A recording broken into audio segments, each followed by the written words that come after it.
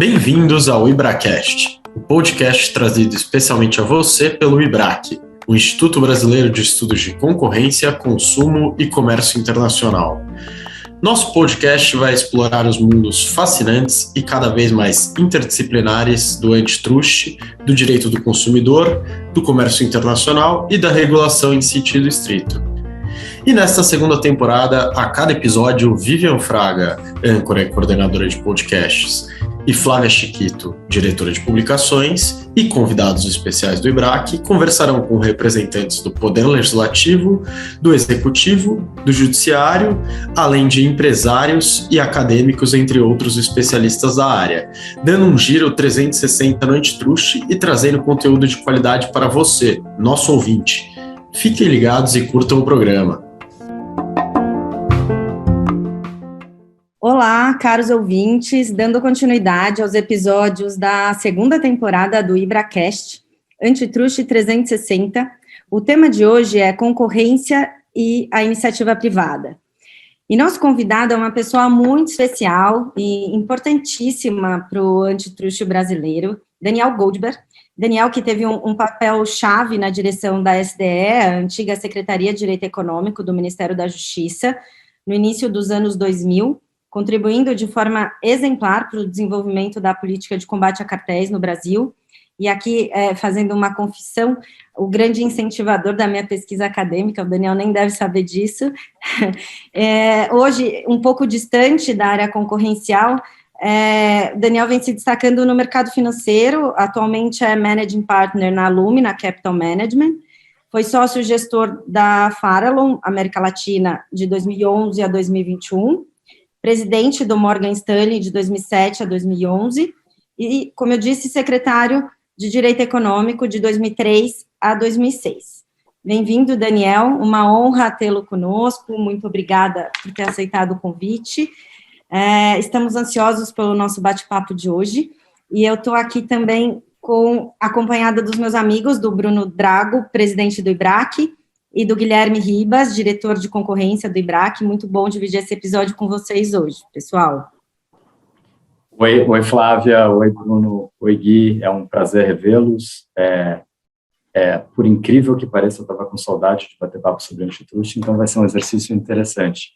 Espero que vocês tenham misericórdia nas perguntas. Faz muito tempo que eu não discuto o tema. Obrigado, Daniel. Oi, Flávia, oi, Gui. Bom a gente bater um papo aqui de volta no IBRAcast. É uma honra ter o Daniel aqui, que representa tanto para o antitrust brasileiro aqui. A época que ele foi secretário, nós tivemos aí grandes evoluções aí da atuação da secretaria à época e ele também foi um dos grandes entusiastas aí da Lei 2.529, e já emendando aqui, agradecendo a oportunidade de tê-lo aqui, Daniel, eu já queria te perguntar aí, né, tendo sido esse grande entusiasta aí da Lei de Concorrência, que a gente ainda chama de nova Lei da Concorrência, né, e faz 10 anos esse ano, qual que é o balanço que você faz aí da lei, né, nesses 10 anos, principalmente aí estando agora fora do sistema brasileiro, né, mas eu sei que você acompanha o tema, e para o desenvolvimento aí da política de defesa concorrencial brasileira? Olha, evidentemente super difícil você distinguir ou diferenciar o tema de desenho institucional do tema das pessoas, né? Então, quando a gente desenha uma lei, a gente não desenha a lei com CPF, a gente desenha uma lei pensando, de forma geral e ao longo do tempo, nos incentivos e na função utilidade, por assim dizer, do regulador e dos regulados, e como é que você faz para fazer a coisa andar bem, né? Então, quando a gente avalia, no final do dia, a eficiência do CAD hoje em dia, a gente tem que tentar fazer o exercício de separar a atuação do CAD, porque os conselheiros são excelentes, ou não são tão bons, ou falham aqui, ou são espetaculares acolá, dos temas de desenho institucional que estão na tua pergunta, no final do dia. No que diz respeito à tua pergunta, cara, eu acho o seguinte, Na época, quando a gente sentou, e talvez o Guilherme lembre disso, a gente fez sessões e sessões e sessões, quando a gente escreveu a minuta, digamos assim, antes do projeto, antes sequer do anteprojeto, quando a gente minutou a Lei de Defesa da Concorrência lá na SDE, a gente pensava muito na coisa de se a gente queria mais uma agência reguladora ou um tribunal. Tinha muito dessa coisa. E aí depois a gente teve muitas discussões em relação a essa coisa de colocar essa ideia dentro, digamos, do tribunal, era a diretoria geral, depois era a superintendência geral, etc. A gente teve muito essa discussão de desenho, né? E eu especificamente tinha um cacoete que acho que é pessoal, de tentar, na medida do possível, aproximar o desenho do CAD do desenho de uma agência reguladora, né? E por gravidade, as coisas no Brasil, sempre que possível, vão para o outro lado, né? Então, quando você olha 10 anos depois, a pergunta é, o CAD tem mais cara de agência ou tem mais cara de tribunal? Né? Eu devolveria a pergunta. E a distância, eu acho que o CAD ficou com mais cara de tribunal, o CAD como um todo ficou com mais cara de tribunal do que eu acho que talvez fosse desejável, para ser franco. Dito isso, acho que o saldo positivo é inegável, não tem cabimento você não ter um sistema de análise prévia no Brasil e que funcione como tantos outros sistemas de análise prévia funcionam, não tem cabimento não ter um órgão independente e que tenha, num certo sentido, a credibilidade de um CAD, que é o que, no final das contas, se conquistou com idas e vindas e com altos e baixos, por assim dizer, mas que se conquistou. Então, eu acho assim, no final do dia, ter o CAD na configuração atual, num sistema de análise prévio, é melhor do que a gente tinha antes? Não, muito melhor, não tem nem comparação. Eu acho que podia ser melhor? Acho que podia. E de forma geral, a vocação, a personalidade do CAD acabou gravitando muito mais para o supertribunal do que para uma agência reguladora, e eu entendo porque são casos, e você precisa adjudicar casos. E no Brasil, o protocolo, o formalismo, o processo, os ritos, a judicialização do ato administrativo, todas essas coisas acabam por gravidade empurrando mesmo as agências a virarem cada vez mais órgãos de adjudicação no final do dia. Então, eu não acho que é surpreendente que o CAD tenha virado um tribunal, um grande tribunal, mas acho, num certo sentido, acho que o CAD podia ser mais ágil, podia ser mais informal, podia ser mais aderente perto do dia a dia das empresas, dos negócios, podia tentar ser mais aberto à realidade econômica em vários dos mercados relevantes que ele avalia, mas a necessária formalização dos atos e protocolos de um tribunal acabam tendo como consequência, talvez indesejável, um certo distanciamento do CAD do dia a dia dos negócios e do ambiente das empresas. Tem prós, tem contras, mas, de forma geral, quando eu pensava, puxa, a gente vai criar um departamento de análise econômica, que, aliás, foi escândalo no IBRAC, quando eu falei, a gente vai trazer econometristas para o CAD.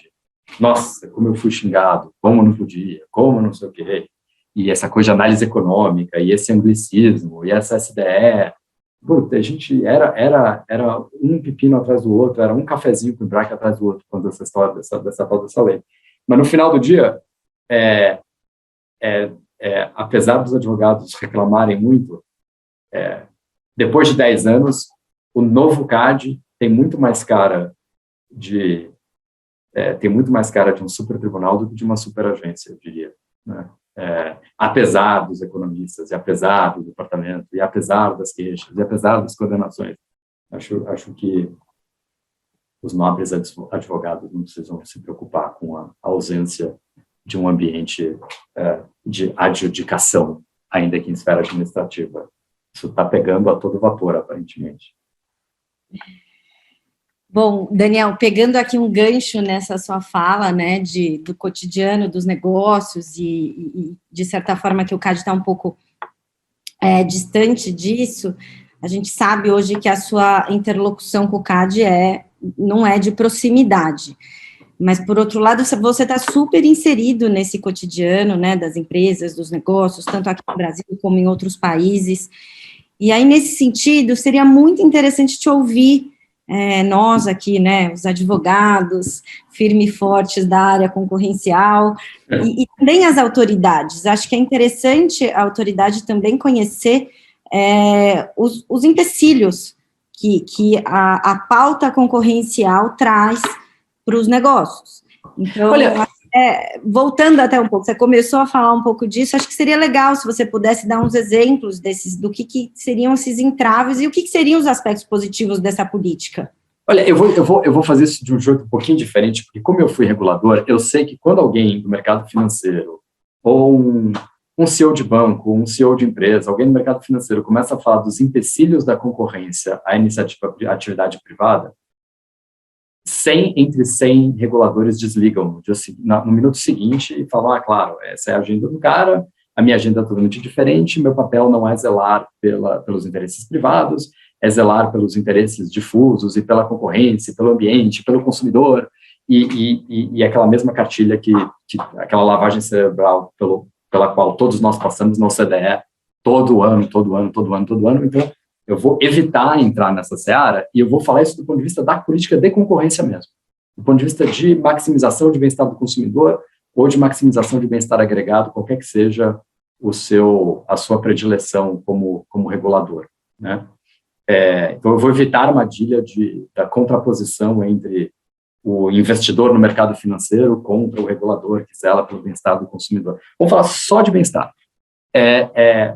Eu acho o seguinte, primeiro, o que esses anos, desde final de dezembro de 2006, quando terminaram meus 4 anos no sistema de defesa da concorrência, o que eles me deram, esses anos de lá para cá? Me deram uma apreciação de quão importante o CAD é e pode ser em alguns eventos corporativos, algumas fusões e aquisições, e definitivamente no contexto de algumas atividades que são anticompetitivas, a começar dos cartéis, mas me deu a certeza, que é uma intuição que eu já tinha, de que 80% do tempo o CAD não tem a mais remota ideia do que ele está fazendo. Então, o segredo é como alocar o recurso do regulador para aquelas coisas onde a tacada é certa e eu sei que o benefício para a sociedade, para o bem-estar do consumidor, vai mais do que compensar o eventual estrago. Eu tive lá, a gente não sabe, a gente tem pareceres, a gente notifica as partes, a gente olha dado, os dados são todos tratados, o melhor que você consegue é o dado com algum nível de granularidade da Nielsen, aí você pega um econometrista e tenta inferir alguma coisa, em raríssimos casos. Em geral, o CAD trabalha com aquela coisa que a gente sabe, market share, C4, de vez em quando sai um HHI melhoradinho, mas assim, é muito limitado o que a gente consegue saber das dimensões reais das variáveis competitivas que as empresas têm, né? Então eu acho que o regulador, ele tem muito... O viés do regulador é o viés para ação, não para inação. É muito raro você ouvir um regulador dizendo, quando eu tenho certeza de que minha intervenção vai gerar bem-estar, eu vou ser inflexível, rígido e incisivo, mas quando eu não tenho, eu vou pisar no breque e ser conservador e eu não vou me meter. É muito raro. Todo o incentivo, todo o sistema, revisão dos pares, ranking de autoridade reguladora, discussão no final do ano na OCDE, discussão na ICM, os próprios advogados, a quem interessa que o nível de litígio seja cada vez maior, sendo franco, todo o sistema colabora para a confusão. Você que é a agência reguladora intervindo e os entes privados se adaptando à intervenção do tribunal. O sistema todo ele milita para isso. Eu acho realmente que não só o CAD, qualquer autoridade antitrust hoje tem que partir de um patamar inicial de humildade, de saber que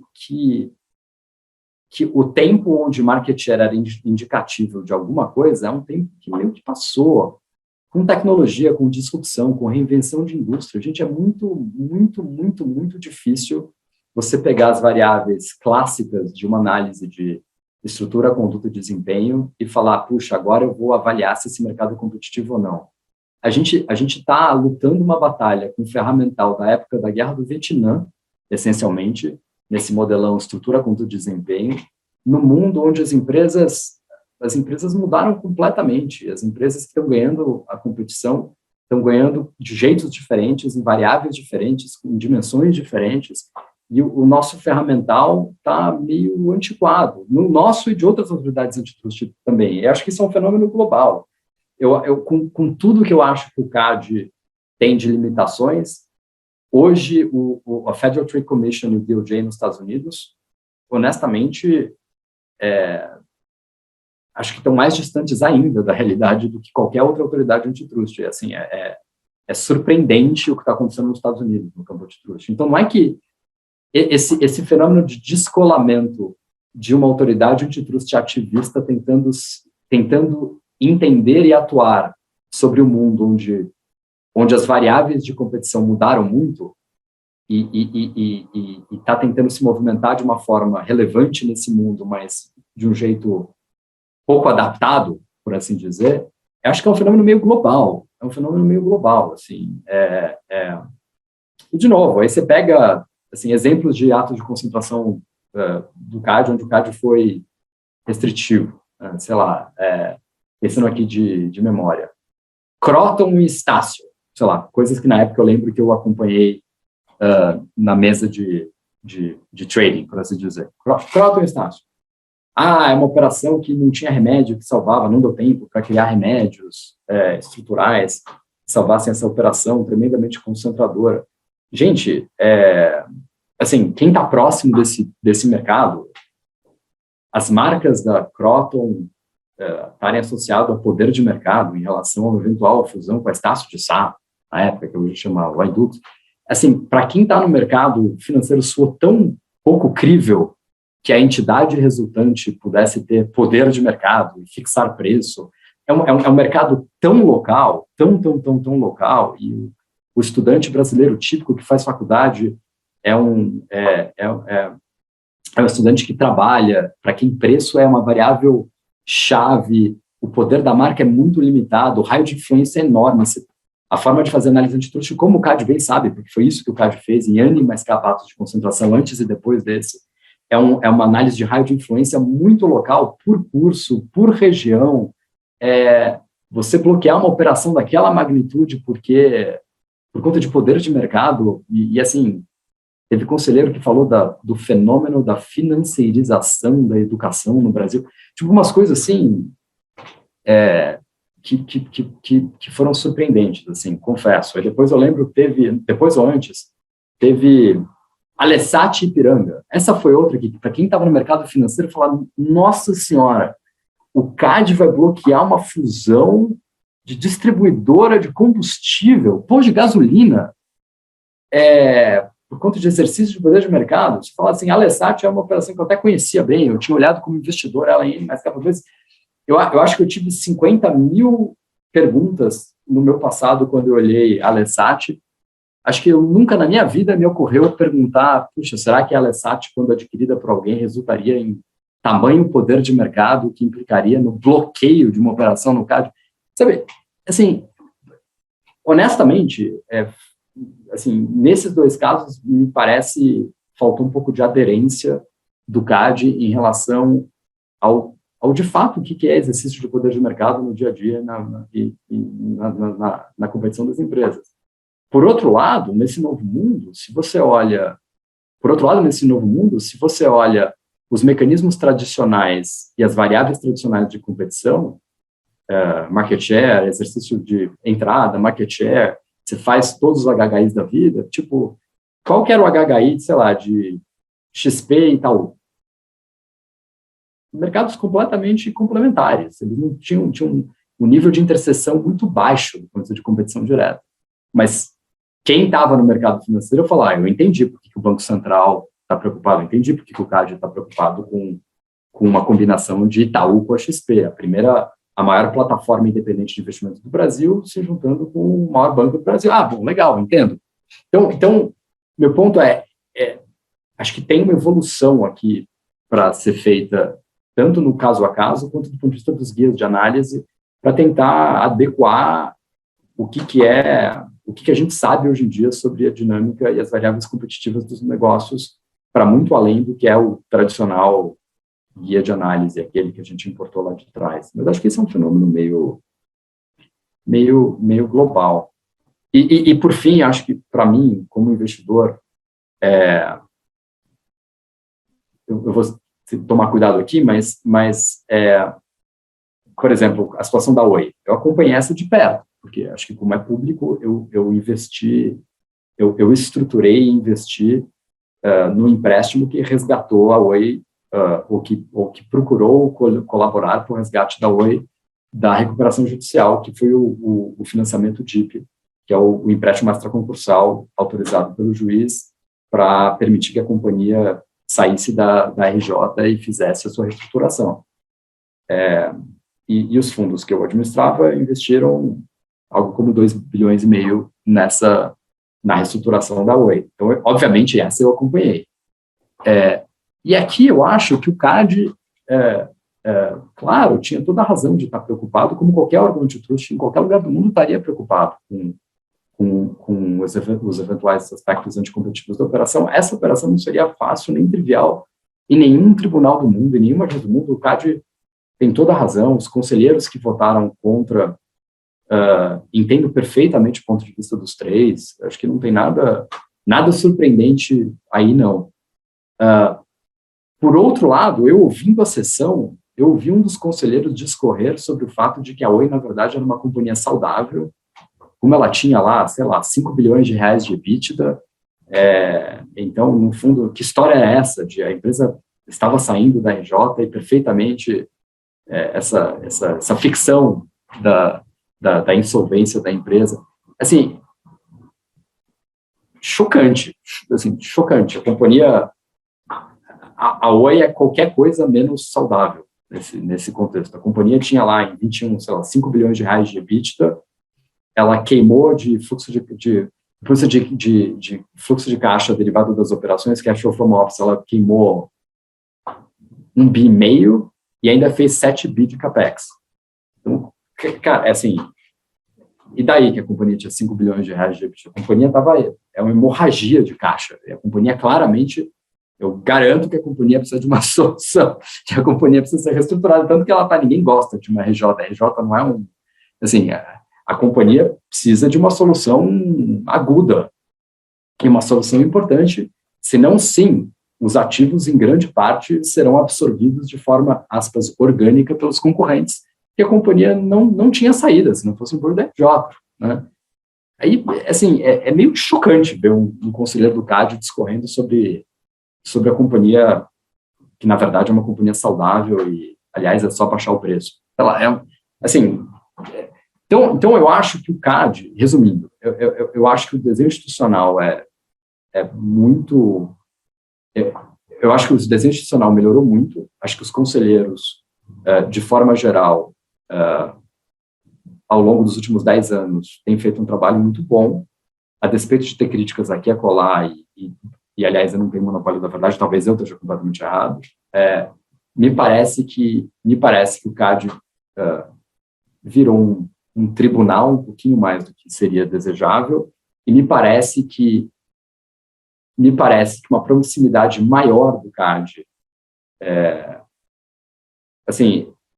talvez o CAD devesse desenfatizar a análise econométrica e pedir uma assinatura de um Bloomberg, começar a receber os relatórios todo dia. O que o CAD ia aprender de receber relatórios de research e fato relevante e análise das próprias companhias e ver o que as companhias falam para os mercados e como os mercados reagem para as companhias, porque o mercado é um mecanismo realmente eficiente. Assim, em geral, o mercado bota no preço quando tem poder de mercado e você consegue ver isso de um jeito bastante mais eficiente do que em 15 pareceres diferentes de renomados economistas ou juristas que discutem um guia de concentração da década de 60. Então eu acho que o CAD se beneficiaria disso. Daniel, fugindo um pouquinho do script aqui, me ocorreu uma pergunta aqui, quando você estava aí mencionando você mencionou na sequência 3 ou 4 operações, né? Percebendo que você deu bastante ênfase na atuação do CAD na questão preventiva. Eventualmente, você até fez um comentário de momentos de superaplicação, momentos de subaplicação, mas quando a gente transporta isso para a parte de condutas, né, de cartéis e abuso de poder de mercado, como é que você vê um pouco a atuação do CAD? Estou fazendo a pergunta porque justamente você deu muita ênfase na parte de ato de concentração, que eu acho que é a grande mudança da lei, inclusive, mas olhando um pouquinho para esse outro lado, como é que você vê a atuação do CAD? Eu acho que ela vem em ciclos, né? O CAD se beneficiou, o CAD surfou muito uma onda dos programas de leniência globais, que agora estão em recrudescimento, me parece, né? Tanto globalmente como aqui no Brasil. E acho que o CAD sofre um pouco com isso. Na minha época, e de novo, o Guilherme Ribas está aqui na nossa discussão, ele vai lembrar disso. A gente, como o CAD não tinha nenhuma tradição, nenhuma acordo de leniência tinha sido assinado, a gente implementou a acordo de leniência, nenhuma busca e apreensão jamais tinha sido feita, a gente fez lá a operação das britas. Não tinha nenhum tipo de âncora ou lastro do ponto de vista de credibilidade, a gente meio que exagerou, né? Assim, a gente tentou criar um ambiente de incentivos onde as pessoas tivessem quase certeza de que o cachorro nunca sai correndo lá de dentro de casa, mas se ele sair correndo, ele vai morder minha canela, entendeu? Então, era assim, a chance de ser pego é baixíssima, mas se pegar, vai ser um problemaço. Que a gente sabia, que todo mundo sabia que a nossa infraestrutura era muito limitada, que a gente não tinha ferramental e tal. Então, eu acho que é normal. Eu acho que a gente bateu tanta panela lá atrás, que é normal que você tenha passado agora para uma era de normalização, né? E, aliás, hoje, olhando para trás, até acho que em algumas circunstâncias eu errei, assim. Eu entendo por que a gente fez isso desse jeito, mas acho que a gente abusou. Eu abusei, acho, de ser histriônico em relação à questão da conduta, mas é que tinha uma razão para isso, né? Então, eu acho que uma fase de acomodação é normal, é normal. Eu não acho que puxa, o CAD sumiu do combate à conduta. Eu acho normal. Eu acho que essas coisas vêm em pêndulos mesmo, são ciclos, e acho que acho que a gente talvez esteja indo um pouco para o outro lado extremo, porque outra coisa que eu vi, indo para a iniciativa privada, saindo do sistema de defesa da concorrência, é quão importante é essa história de combate a cartéis. Esse negócio existe mesmo, e infelizmente eu vejo nos almoços na Faria Lima a volta ao mundo onde as pessoas acham que é ok falar de combinar preço na mesa, entendeu? Como sempre foi no Brasil. Todo mundo sempre achou isso um pecadilho menor, né? Vai, combina preço, não é nada demais, assim. E a gente tentou, não só eu e os conselheiros do CAD da época, e a SEAI, e o governo de forma geral, a gente tentou criar um ambiente onde as pessoas, e sobretudo o pessoal que nos sucedeu, né, a Mariana, a Ana Paula, todo mundo tentou criar um ambiente onde a permissividade em relação a cartéis fosse uma coisa do passado. Eu acho que é natural que isso volte, meio que na ressaca da Lava Jato, é natural que com tanto de anulação, com tanto das crises que os acordos de leniência estão enfrentando, com a proliferação da sopa de letrinhas e a confusão jurisdicional que se cria com os órgãos de controladoria e o Ministério Público, é normal que qualquer um, na hora de assinar o acordo, fale, meu Deus do céu, espera esse negócio se acumular, deixa eu ver se algum acordo não é anulado depois, e depois eu vejo o que eu faço. Então, eu acho que a atual subutilização do programa de leniência é menos culpa do CAD do que de um ambiente de proliferação jurisdicional que cria uma insegurança e uma incerteza. Assim, é isso. Eu acho que os efeitos das batalhas jurisdicionais da Lava Jato são duradouros e vão para muito além da questão propriamente da Lava Jato e dos processos criminais e da imputação de responsabilidade às construtoras. Eu acho que a gente vai colher os frutos dessa confusão toda e da batalha dos tribunais com os tribunais superiores e com os juízes de primeira instância e com a controladoria e com os ministérios públicos. Acho que a gente vai colher os frutos dessa confusão via um programa de leniência mais fraco durante muitos e muitos anos, infelizmente. Eu acho que isso é muito pouco culpa do CAD e muito típico das nossas confusões brasileiras, por assim dizer. Minha vez aqui, acho que primeiro só agradecer aqui pelo convite da Flávia para poder participar desse bate-papo. Estava morrendo de saudade de ouvir o Daniel falando sobre antitrust. Acho que fazia mais de 15 anos que eu não ouvia isso. E está sendo muito legal, assim, várias lembranças, né, que voltam. E é uma pena, Dani, porque outro dia eu estava em reunião de equipe no escritório, e a gente estava falando justamente sobre a mudança da lei, como era o ambiente de negócios antes, os processos, e aí eu fiz uma pergunta lá para o pessoal da equipe, quem advogava no antitrust, ou quem já trabalhava ou estagiava com antitrust antes da mudança da lei, e fui surpreendido porque nem os sêniores da minha equipe tiveram contato com a realidade anterior. Então, imagina, assim, e eles nunca tinham ouvido falar. Então, vai ser muito legal a gente circular esse bate-papo aqui, principalmente o pessoal novo, né? Para eles te conhecerem um pouco, porque acho que você foi o responsável ali, junto com muitas outras pessoas importantes aqui, que colocaram seus tijolos também, mas pela grande revolução no antitrust no Brasil. E acho que você tem clara noção desse teu papel, e vai ser é muito importante para nós, como IBRAC, poder divulgar isso e registrar, né, essa tua importância. E eu queria pegar um gancho aqui, falando desse passado aqui, até para que o nosso público possa saber um pouquinho. Mas você ali como formulador de política pública, entrando no governo, o antitrust, né, se desenvolvendo ao longo do mundo, o Brasil para trás, a gente ali com aquele sistema de pré-notificação e merger, você entra na SDE com um diálogo cortado, não muito forte com o CAD e com o CEAI, e, de repente, você se vê ali como formulador de política pública. O que você viu de entrave e o que você estabeleceu de prioridade naquela época?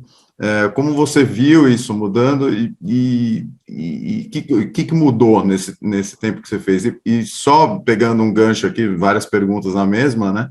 Mas se você fosse hoje formular a política pública de concorrência, o que você faria? Quais seriam as prioridades? Então, eu acho o seguinte. Bom, primeiro, super obrigado pelos elogios, e eu vou... Nunca ninguém me chamou de relíquia de um jeito tão legal na vida. Super obrigado pelo reconhecimento, e vou fingir que a parte de você tá velho passou batido. Eu acho que o seguinte, primeiro, eu não acho que o CAD deveria ser formulador de política pública. Acho que certamente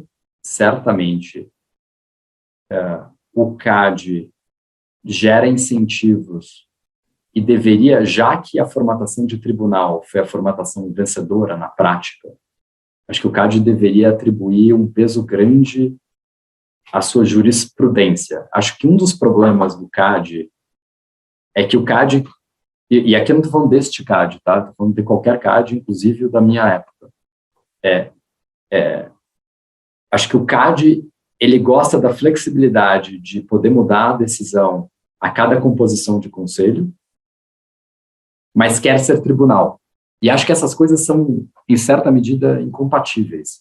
Acho que ou bem você é um tribunal administrativo e você entende que talvez a decisão e os precedentes que você fixou não são os mais compatíveis com as suas crenças naquele momento mas que você tem que dar algum tipo de deferência à jurisprudência formada, porque senão os agentes econômicos não conseguem se adaptar àquele conceito de mercado relevante, aos setores que o CAD julgou que tem barreira à entrada ou não. Assim, eu como investidor no mercado financeiro, é muito ruim toda vez entrar num call com advogados antitrust e ouvir eles explicando que o CAD não tem mais jurisprudência e que qualquer coisa vale e que mudou a composição do conselho, tem deferência zero às decisões que vieram antes. É muito ruim, muito, muito, muito ruim, porque aí você fica no pior dos dois mundos, né? Então hoje, eu reconheceria que este CAD, assim como os outros CADs que o antecederam,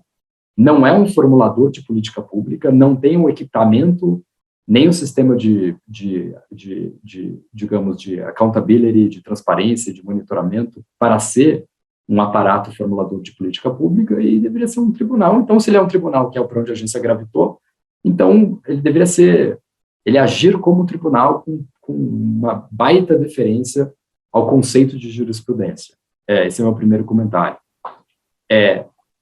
A SDE, ela foi formuladora de políticas públicas? Sim, ela foi, mas não como promotora da concorrência. Ela foi formuladora de políticas públicas porque ela falou, olha, no Brasil, o ferramental do promotor administrativo é muito limitado, porque não pode fazer busca e apreensão, não pode fazer inspeção, não pode fazer leniência. Bom, então você não pode fazer nada. Como é que você vai colecionar prova para fazer prova de cartel? Não dá. Então vamos implementar esse aparato. Era bem básico o que a gente queria. Então, basicamente, assim, como você bem lembra, o nosso planejamento estratégico era, puxa, vamos fazer uma busca e apreensão, vamos implementar o programa de leniência e para fusões anticompetitivas vamos ver se a gente bloqueia uma. Era isso. Era tão singelo, assim, não era muito complicado deste ponto de vista. E aí, todo o resto que a gente fez na SDE, que teve a ver com a agenda microeconômica, que foi olhar mercado de crédito, a nova lei de falência, na época era a nova lei de falências, a liberalização do mercado de resseguros, a alienação fiduciária em garantia, mudar a lei do leasing, todas essas coisas que a gente fez são coisas que estão inseridas num contexto maior de um ambiente de negócios que tenha baixas barreiras de entrada e que seja competitivo, por assim dizer, né? Então, essas coisas eu continuo achando que são importantíssimas e hoje eu acho que a prioridade, quais são as coisas mais importantes para melhorar o ambiente competitivo brasileiro? Estrutura tributária e proteção tarifária. Assim, do ponto de vista de política, do ponto de vista de política pública, né? Acho que pouca coisa que você possa fazer dentro do antitrust em senso estrito teria um efeito mais poderoso sobre a dinamização dos negócios no Brasil e o dia a dia das empresas do que acertar o sistema de proteção tarifária que a gente tem e tornar o sistema tributário um pouco mais moderno. Pouca coisa mesmo. Então, eu se hoje fosse para o governo, eu gastaria 90% do meu tempo tentando ajudar nessas duas frentes do ponto de vista da política de concorrência. Bom, Daniel, agora falando um pouco do CAD, né, na parte mais institucional do CAD, você acabou de responder a pergunta do Guilherme no sentido de que o CAD não deveria, né, ser um formulador de política pública e usar isso em suas decisões, tomar decisões pensando em formular políticas públicas. Não sei se eu entendi dessa forma, me corrija se eu estiver errada, mas na sua visão, hoje, olhando para o CAD de hoje, você considera um órgão independente, um órgão técnico? Sim, eu considero um órgão independente, considero um órgão técnico, acho que tem muito ruído em torno do CAD, especificamente. Eu não sei se tinha tanto ruído assim no meu tempo, talvez tivesse, porque ninguém conta pra gente, né? Até sair na primeira página do jornal, a gente não sabe que tem fofoca, que tem ruído. As pessoas falam muito, me deixa muito triste, muito, muito, muito triste, entrar em reunião com investidor estrangeiro e ouvir CEOs, investidores, fundos de investimento, muita gente falando que o CAD é um órgão pouco técnico e muito sujeito a pressões políticas. Me deixa triste mesmo. Não acho que isso seja verdade. Acho que o CAD, porque acho que todo mundo fala, todo mundo adora falar, e eu entendo que ministro A, ministro B ou ministro C conte vantagem e fale, eu tenho o conselheiro lá que fala comigo, tenho o conselheiro B que fala comigo. Isso também tinha no meu tempo, é a mesma coisa, né? Aí isso vira, dependendo da época, vira um escândalo maior ou menor, mas isso tem muito. Mas a minha sensação é que o CAD é um órgão técnico, e pressão política tem e sempre teve. Em casos muito importantes, sempre vai ter pressão política, mas a minha sensação não é que... Eu acho que o CAD, atualmente, sofre mais do que deveria com fofoca, ruído, e acho que ele é um órgão mais técnico do que muita gente diz que é, a minha sensação. Eu acho que sim, mas isso não quer dizer que o CAD seja... Aliás, isso só enfatiza meu ponto de que o CAD não deveria ser um órgão formulador de políticas públicas. Você não pode, de um lado, falar assim, o meu papel é só zelar pelo bem-estar do consumidor e olhar uma variável muito estrita da concorrência, mas, por outro lado, eu quero brincar de ser formulador de políticas públicas. Porque política pública é você lidar com trade-offs, é você lidar com custos, benefícios e sacrifícios, olhando a otimização desses custos e benefícios no longo prazo do ponto de vista de bem-estar agregado. É isso que é fazer política pública. Não dá para você comer o bolo de chocolate e não ter as calorias também. Não dá para você brincar de ser formulador de políticas públicas e não ter que acompanhar todas as variáveis e olhar o que maximiza bem-estar do ponto de vista agregado, né? E o CAD, ele é um tribunal, tá bom. Então, se ele é um tribunal, ele é um tribunal, mas tribunal não formula política pública. O tribunal consolida jurisprudência. E eu acho ok. Como eu falei no começo do nosso papo, eu talvez tivesse preferido que fosse diferente.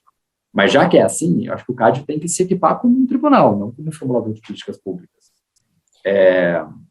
Mas, assim, insistindo um pouco nesse ponto, eu entendi, concordo com você que o CAD não é um formulador de políticas públicas, mas o mundo vem mudando, e a pauta no mundo também vem mudando. A gente viveu um momento de pandemia em que muito se falou em coletividade, né, acho que eu acompanhei alguns trabalhos que você fez durante a pandemia, mais de cunho social. Então, assim, dá para o CAD não olhar para algumas questões que envolvam essa questão mais ESG, né, questões ambientais, questões de conformidade, na hora que ele está decidindo algum caso concreto? Você acha que ele não tem que se preocupar com essa agenda na hora de emitir uma decisão? Porque é isso, essa é uma pauta global. Eu acho... Eu não estou falando em formular política pública e monitorar essa política como você colocou. Eu estou dizendo em considerar na sua decisão. Eu acho que o problema... de novo, só lembrando o seguinte, o papel do CAD não é... Um papel pequeno do CAD é adjudicar cada caso concreto no campo da conduta e no campo das estruturas, e um papel enorme do CAD é fazer com que os outros agentes econômicos, olhando aqueles casos concretos, deixem de fazer ou passem a fazer A ou B, certo? Então, o importante do CAD não é só bloquear Nestlé Garoto. O importante do CAD é fazer com que gente como eu, quando eu estiver na sala negociando a compra de uma outra empresa, pense, puxa, essa fusão vai ser concentradora, não vale a pena porque não passa no CAD. É esse que é o papel do CAD, né? E quando você abre essa caixinha, onde você... Que é o problema do que a FTC está tentando fazer agora nos Estados Unidos. Quando você abre a caixinha de, agora eu vou abrir mão dos critérios tradicionais e eu vou passar a formular de forma ad hoc, por conta de ESG ou por conta de qualquer que seja o critério, como é que eu vou adjudicar cada caso concreto, você pode até resolver aquele caso concreto, mas você perde o que é 80% da atividade do CAD, que é fixar incentivos para o comportamento dos agentes econômicos olhando as decisões do CAD. Então o problema desse troço é, legal, então como é que o CAD, não está claro para mim como é que o CAD vai incorporar isso. Ao longo do tempo, isso pode ser incorporado numa análise, lá na frente, a hora que isso for incorporado, virar jurisprudência, vir para o guia de análise, todo mundo entender que a forma como o CAD sopesa essas outras coisas é A mais B mais C, e aí isso possa se afetar o comportamento dos agentes econômicos? Talvez ele possa. Mas eu sou francamente um pouco cético, assim. Outro dia eu vi o CAD julgando um caso de conteúdo, de mídia, uma fusão de mídia.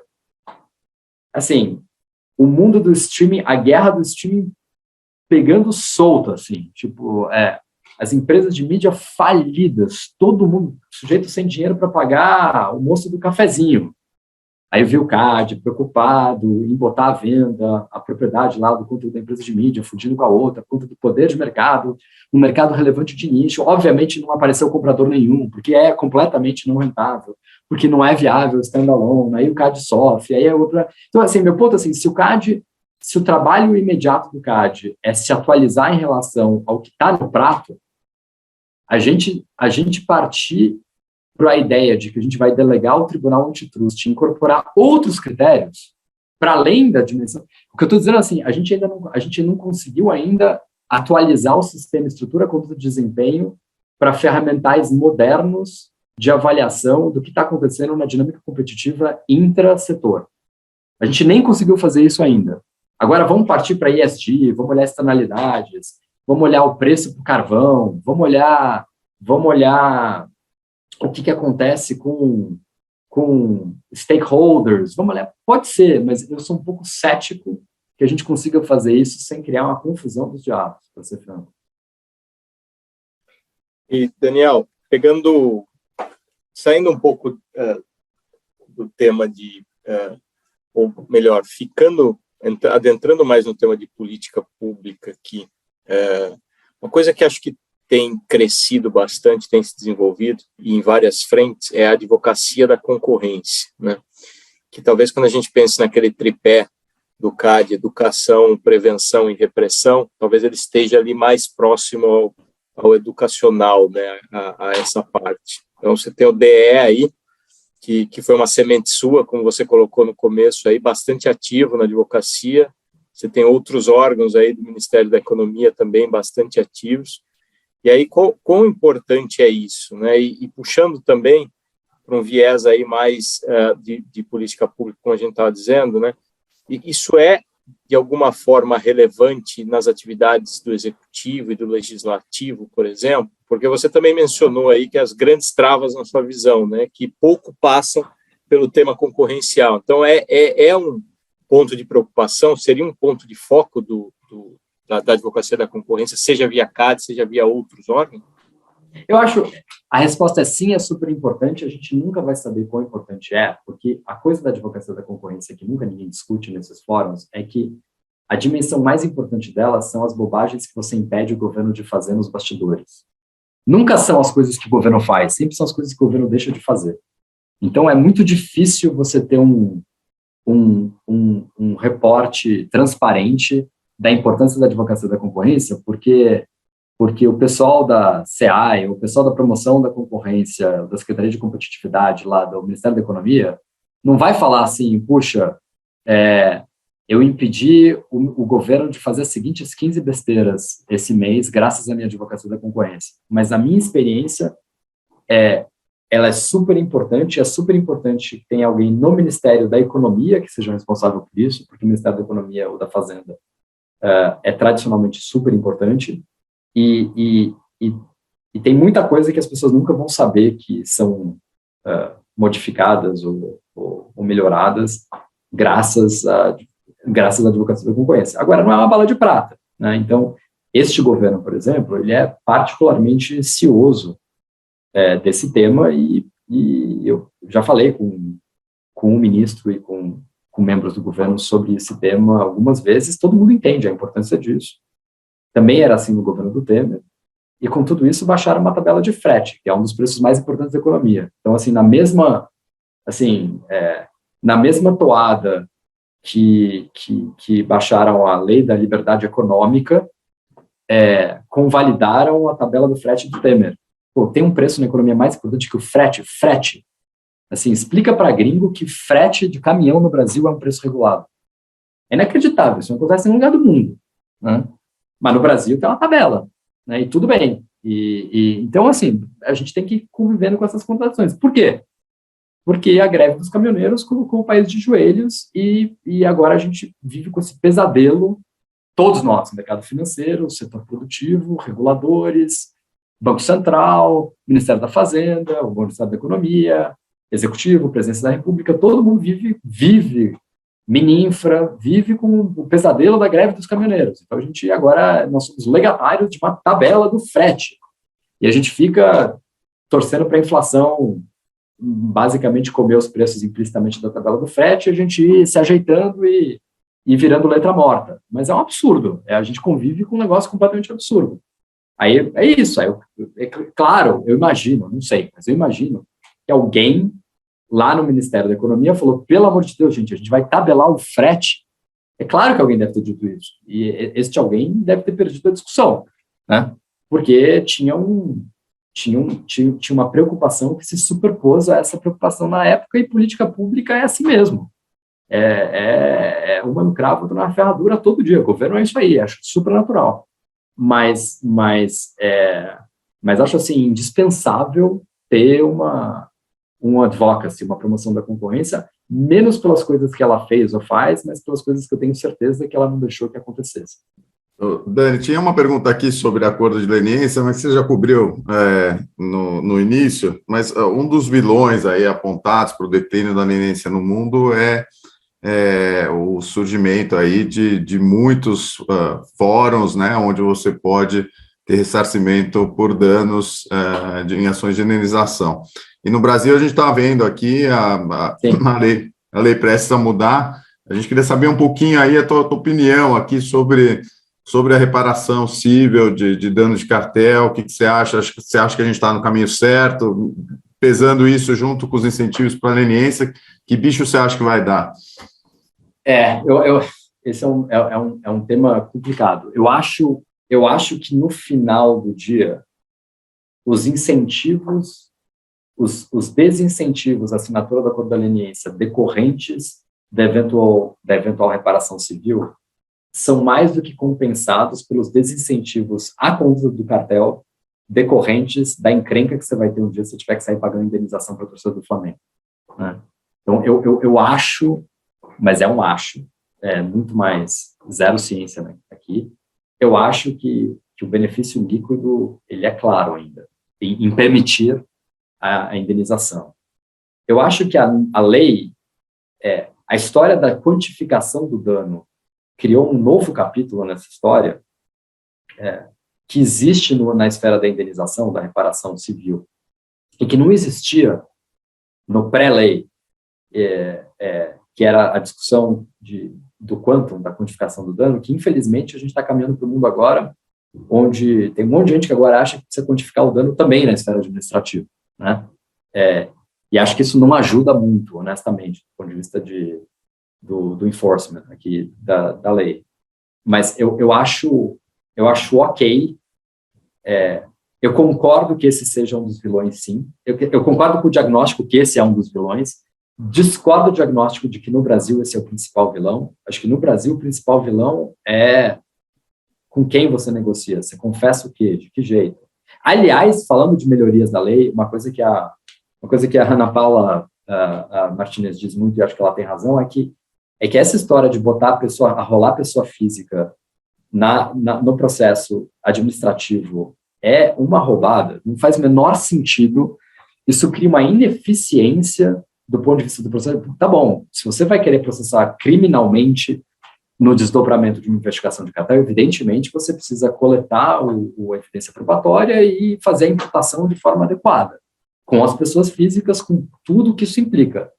Mas arrolar 350 diretores, gerente, presidente, pessoas físicas na esfera administrativa é extremamente ineficiente. Então eu acho, resumindo, eu não acho que a indenização civil seja o principal vilão ao declínio dos acordos de leniência no Brasil. Eu acho que o problema no Brasil é que tudo que a gente pôde fazer para criar fricções, cunhas e ineficiências no processo de implementação de um acordo de leniência, a gente fez, né? Não é um guichê. Tudo que lembra nossas preocupações, tem que ser um guichê único, tem que ser inequívoco, o sujeito tem que ele está protegido em todas as esferas. Então, a gente foi lá, negociou acordos com os 27 ministérios públicos, deu um trabalho do cão para poder virar para o sujeito e falar, olha, veio aqui na SDE, está resolvido, você não precisa ter preocupação nenhuma. Então, o que você viu, e é natural de lá para cá, é que cada um dos diferentes bichês ciosos das suas prerrogativas não aceita interferência dos demais, e você voltou a ter as guerras jurisdicionais de sempre, que criam uma incerteza enorme. De novo, por dever de ofício como investidor, eu acompanhei muito a história da Lava Jato. É inacreditável, as idas e vindas, assim, acho que teve umas 3 vezes que as consultoras renegociaram os seus respectivos acordos, porque aí o CGU não concordava com a TCU, que não concordava com a AGU. E assim, o sujeito não entende, né? Mas peraí, eu assinei o acordo, eu confessei, aí enquanto isso o Ministério Público já falava, opa, você confessou o crime, agora vem aqui fazer o penal. E o civil até hoje ainda está em discussão. Não dá, né? Nunca o programa de leniência vai funcionar enquanto a sopa de letrinhas reinar no Brasil. Não tem jeito, você precisa criar um guichê único e simplificar as coisas. Eu acho que esse é o principal vilão no Brasil. Gente, infelizmente, nosso tempo está aqui se esgotando, e a gente vai ter que marcar outros episódios para ouvir o Daniel. Mas, Daniel, antes da gente terminar, vamos fechar com chave de ouro, e a gente gostaria de ouvir aí de você algum bastidor divertido, porque o mundo está muito pesado, então a gente quer ouvir coisa engraçada que você tenha vivenciado enquanto secretário de Direito Econômico. Deixa eu pensar aqui. Tem uma que o Guilherme vai lembrar, eu vou manter as pessoas anônimas referidas, mas acho que o Guilherme vai lembrar disso. A gente estava um dia na SDE e chegou o meu chefe de gabinete na época, chegou muito preocupado porque ele tinha em mãos uma denúncia de corrupção. Aí a gente parou tudo, suspendemos as reuniões do dia inteiro, a gente falou, puxa, né, denúncia de corrupção no sistema de defesa da concorrência, para tudo, liga para a Polícia Federal, precisamos apurar, precisamos entender, etc. Eu parei, derrubamos a agenda, a gente foi se reunir para ver qual que era a tal da denúncia de corrupção. Aí a denúncia de corrupção, ela tinha sido encaminhada num documento extenso, formal, por um congressista, que permanecerá anônimo, prefeito desse nosso bastidor aqui, que veio, na verdade a chefe de gabinete desse congressista veio, pediu audiência comigo e falou, secretário, então eu vim aqui e a gente tem evidências, estão aqui, e a gente gravou o funcionário em questão praticando advocacia administrativa. E a gente quer que, se vocês não tomarem providência, a gente vai para plenário fazer um escândalo. E eu falei, claro, avise ao congressista que a gente vai avaliar, claro, imagina, super, super sério. Fiquei super preocupado, queria morrer por corrupção na SDE, E aí chamei todo mundo, os coordenadores, chamei todo mundo, falei, gente, precisamos apurar isso, que história é essa, tal. Aí eu sentei e fui ouvir a degravação da denúncia de corrupção lá, tal. Aí era um papo, cara, era um papo assim, não fazia lé com cré, completamente desconexa, mas era um funcionário que não era da SDE, que não era da SDE, mas era do CAD, recomendando a um pleiteante que não tinha tido seu pedido atendido que fosse fazer lobby para mudar a composição do conselho. Ele falou, olha, esse conselho, a jurisprudência do CAD é tal, e esse conselho é de uma formatação tal, que você nunca vai ter razão. Você precisa ir lá e mudar a composição do conselho. Aí, esse congressista pegou essa parte da gravação e falou, isso é advocacia administrativa, precisa notificar a Polícia Federal. E precisa abrir um inquérito e precisa prender esse cara. Aí eu falei, vamos fazer, né? O cara congressista está mandando, e eu senti meio ato vinculado, eu tenho que fazer. Aí a gente falou, vamos só ouvir era um DVD que eles tinham queimado na época com a gravação, com a degravação. Vamos ouvir até o fim o tal do DVD para ver se tem mais elementos para a gente mandar para a Polícia Federal. E a conversa continuava e o funcionário falava assim, olha, e hoje em dia, com esse governo aqui e tal, eu acho que o melhor congressista para você fazer lobby, para mudar a comissão do conselho, é o congressista tal, que era o cara que tinha feito a denúncia, mas ele não tinha ouvido a gravação até o fim. E aí, a gente foi intimado no dia seguinte para ir lá prestar esclarecimento. Então, eu fui com a tal da gravação embaixo do braço. Aí eu fui lá na sala da pessoa em questão e falei, olha, a gente vai encaminhar para a Polícia Federal, como vocês pediram, mas, congressista, o senhor sabe quem é o denunciado? Não, quem é o político corrupto que está praticando esse ato junto com o funcionário do CAD? Eu falei, olha, em tese é o senhor. Aí, ele virou para a chefe de gabinete dele e falou, mas eu? Aí ele virou para a chefe de gabinete e falou assim, mas eu fiz isso? Aí a chefe de gabinete dele falou assim, não, acho que não. Aí eles começaram a bater boca na minha frente, se o sujeito tinha ou não tinha, se ele tinha falado ou não tinha falado.